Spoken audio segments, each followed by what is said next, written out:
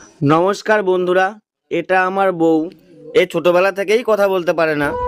দয়া করে তোমরা একটু ওকে সাপোর্ট করো, লাইক করো, কমেন্ট করো।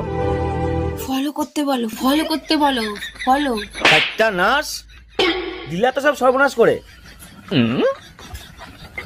এই শুনো, আজকে ইলিশ পোলাও করব না কাচ্চি বিরিয়ানি করব, কোনটা খাবা বলো? গরমের ভিতর বিরিয়ানি খেয়ে সহ্য করতে পারবো না, তুমি এক কাজ করো, ইলিশ পোলাও রান্না করো। গরমের ভিতর তিতা খাওয়া ভালো, তাই করলা দিয়ে ডাল রান্না করছি। তিতা ডাইলে যদি রান্না করে থাকো তাহলে আমারে জিজ্ঞেস করতেছো কেন? মা বলছে স্বামীর কাছে শুনতে, করতে বলে নাই।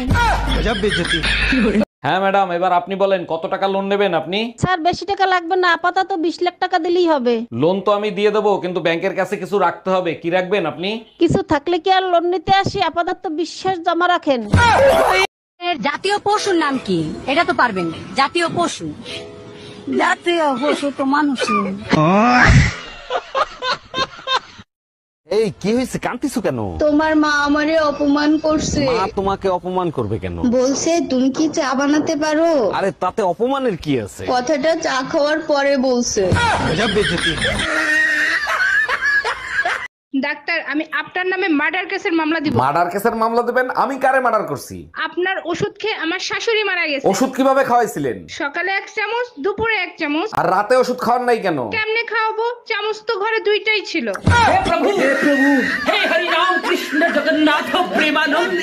ম্যাডাম, আমি শিশু অধিদপ্তর থেকে আসছি। আপনার ঘরে বাচ্চা কয়টা আর তাদের নাম কি কি একটু বলবেন? আমার 6টা বাচ্চা, শনি, রবি, সোম, মঙ্গল, বুধ, বৃহস্পতি। বাহ, চমৎকার। তা শুক্রবারটা বাকি রাখছেন কেন? শুক্রবারটাও কমপ্লিট করে ফেলেন। সেটা আপনাকে বলে দিতে হবে না, দোয়া করবেন পেটে যেটা আছে সেটা শুক্রবারে জানি ডেলিভারি হয়।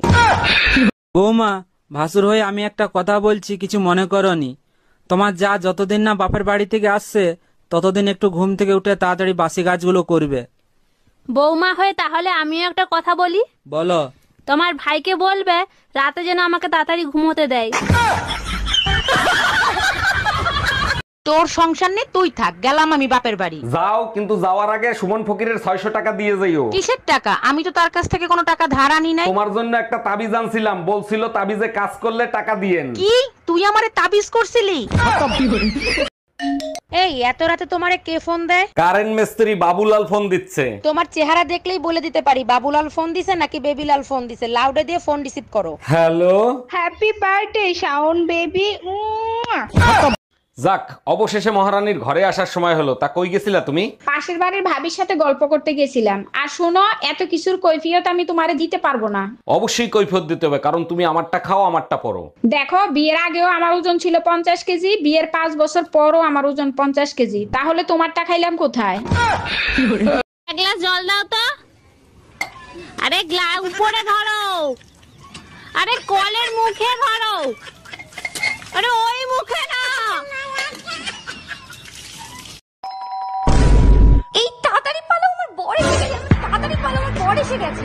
1 মিনিট, তোমার বর তো আমি, তুমি আমাকেই পালাতে বলছো কেন? আচ্ছা, তুই যদি আমারই বর হোস্টেলে পালাচ্ছিলি কেন, বাজে ছেলে একটা?